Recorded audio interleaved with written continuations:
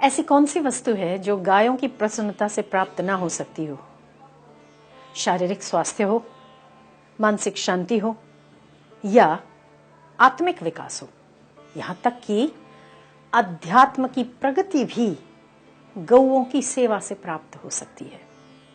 भगवान कृष्ण ने इस जगत को 2 वरदान दिए हैं, एक गीता और दूसरी गौ।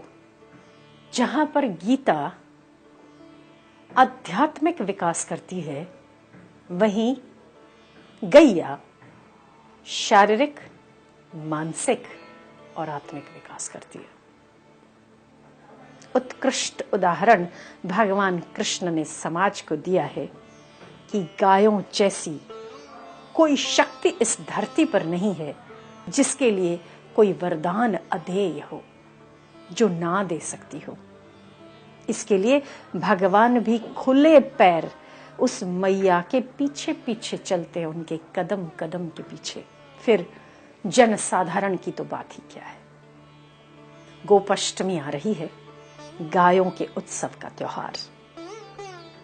सुबह सुबह दिनचर्या से निवृत्त होकर स्नान और सुंदर से कपड़े पहनकर तैयार हो जाना चाहिए। माथे पर तिलक लगाना चाहिए। उसके बाद पूजा की थाली लेकर गायों की पूजन और अर्चन के लिए गायों के पास चलकर जाना चाहिए। गायों का पूजन करना चाहिए, पुष्प चढ़ाने चाहिए, गौ ग्रास खिलाना चाहिए, उन्हें वस्त्रों से अलंकृत करना चाहिए, वस्त्र अलंकार आदि से उसका श्रृंगार करना चाहिए।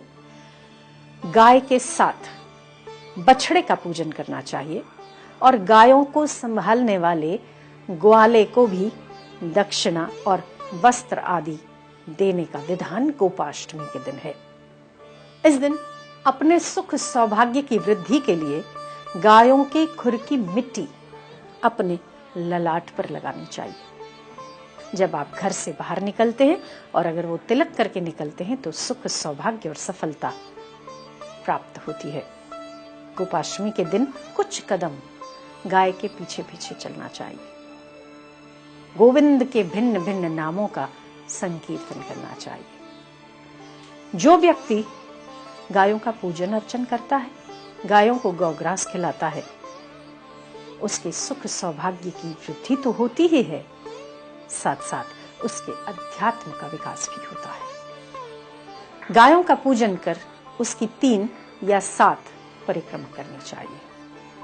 शास्त्र कहते हैं कि 2 महीने के भीतर जिस भी मनुष्य के शरीर में गाय के उत्पाद नहीं जाते, उस मनुष्य के शरीर में प्रेत का निवास होता है।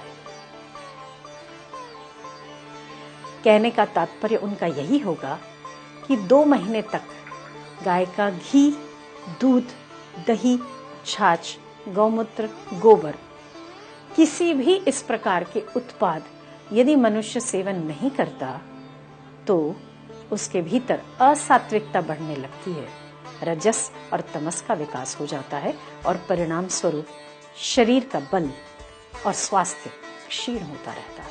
हमने लोगों को पंचगव्य औषधियों का सेवन करने को कहा, आशातीत परिणाम प्राप्त हुए। हमें नहीं पता था कि मनुष्यों के लिए पंचगव्य एक वरदान बनकर सिद्ध होगा।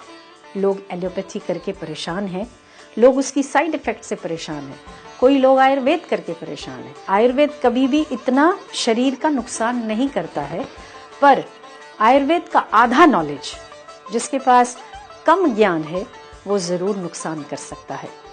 कई लोग भयंकर बीमारियों से पीड़ित थे, पंचगव्य की औषधियों के सेवन से वो चुटकी में ठीक होते देखे पाए गए। अतः गायों का सम्मान करना सीखें। गाय हमारे देश का प्राण है। गाय है मनुष्य जाति पर बहुत बड़ा उपकार। उसके उपकारों का सम्मान करें, गायों का पूजन करें, गौ ग्रास जरूर खिलाएं। किसी भी प्रकार की ग्रह और बाधा गायों के पूजन से, गाय के खुर की तिलक और मिट्टी लगाने से ठीक हो जाता है।